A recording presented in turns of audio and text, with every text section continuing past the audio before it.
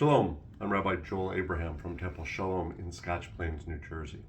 And I'm recording this video from Washington, D.C., where I've come to celebrate, along with the Reform movement, the 150th anniversary of the Union for Reform Judaism. The Union for Reform Judaism, the URJ, originally the UAHC, the Union of American Hebrew Congregations, was founded 150 years ago, following the Reform movement in Germany for its model, but also trying to create a Judaism that would reflect the values of America, values of pluralism, values of democracy. And we celebrate the anniversary of the congregational arm of Reform Judaism this weekend. Coming up, the Shabbat is Parashat Vayigash, and I think it was interesting to me that some of the themes of bringing our Judaism into the world that we live in and in conflict or in part of the governments that we interact with was also part of this portion.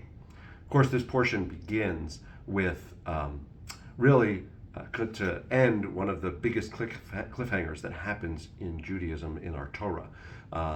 We have this story that ends last week where Jacob's children have come to Egypt to find food relief. There's no food, there's famine in the land of Israel, and they've come to get food from Egypt a second time, knowing that they are risking their family because they've been asked to bring Benjamin, the youngest brother, and what this could do to their father and to their family. And at the end of last week's parashah, Benjamin has been discovered to have stolen something. The brothers are captured. It looks like Benjamin is going to be kept. It's going to kill Jacob, and we don't know what's going to happen. So in this week's portion, Judah steps up. Judah, as the brother, one of the people who had been part of selling the older brother of Benjamin into slavery, says, "You can't do this. Take me instead. I realize what it has been done. It's taken as an act of repentance, and the person listening, the government in charge of Egypt, happens to be their missing brother, whom they thought lost, Joseph." So there's a family reconciliation, but the interesting piece is what happens also as we go forward. Joseph is reconciled with his brothers. The first question he asks them is, "How is my father?" And what he ends up doing is bringing the whole family out of the famine in Israel, bringing them into diaspora, bringing them to live in a foreign land, bringing them to live in Egypt. And in some ways, Joseph's engagement with the Egyptian government is a good thing. He preserves Egypt from famine. He provides food for the Egyptian people as well as for his family. When the Israelites come to Egypt, they also provide a useful place in Egyptian society, taking care of Egyptian cattle. And it seems to work out really well for everyone. Pharaoh at least very much appreciates it, as he shows in his honor and respect to Joseph later when Jacob dies.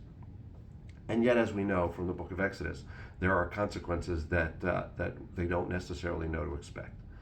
In time, the society, and certainly Pharaoh, is going to become resentful of the prominent place that the Israelites hold in Egyptian society, fearing for the huge influence they have. There's this rise of anti-Israelitism. Israelites end up being put into slavery. They become worse than second-class citizens. And it is from that slavery that we are redeemed in the Exodus from Egypt.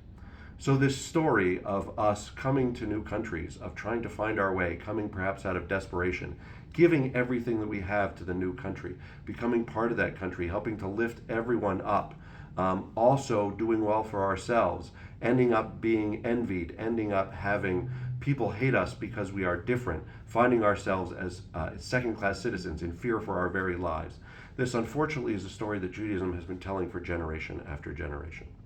And so as we remember this portion of Vayigash, we think about what it means to have been redeemed from Egypt, what it might have meant to be redeemed in Egypt, what it meant to return to the promised land, what it means for our thoughts now in this difficult time as we think about us as American Jews living outside the land of Israel and our ties to all of the troubles and problems going on right now with our brothers and sisters in the land of Israel. Hopefully there's some strength to be brought from this portion. This ends up in the tremendously successful story of the Exodus, of our covenant with God at Mount Sinai.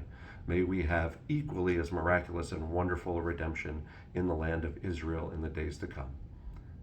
Shabbat Shalom.